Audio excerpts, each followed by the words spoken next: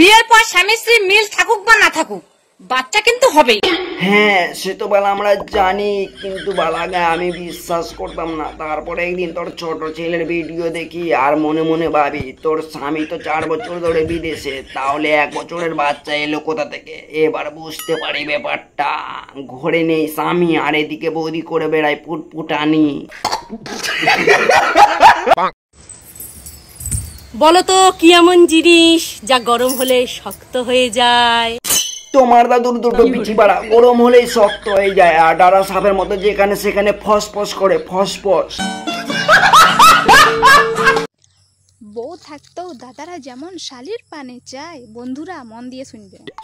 শুনছি মন দিয়েই শুনছি, বল। বউ থাকতেও দাদারা যেমন শালির পানে চায়। তারপরে বৌদিদেরও স্বভাব খারাপ, পাটের ভুঁয়ে গিয়ে রাসলীলা না চায়।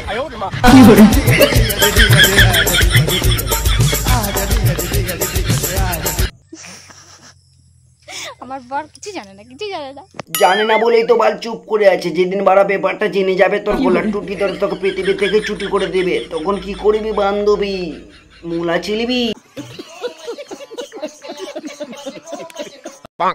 এ দেবী, বলো তো এমন কোন জিনিস যে স্বামী তার স্ত্রীকে দিতে পারে কিন্তু স্ত্রী তার স্বামীকে দিতে পারে না?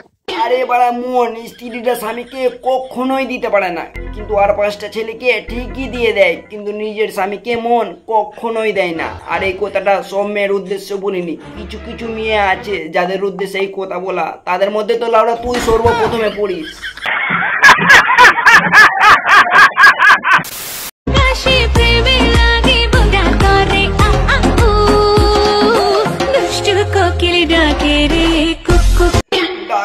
ডাকবে না অত বলে একটা বাদর। কোকিল কোথায়? কোকিল হলে তো গাছের ডালে দেখতে পেতাম না রে ভাই।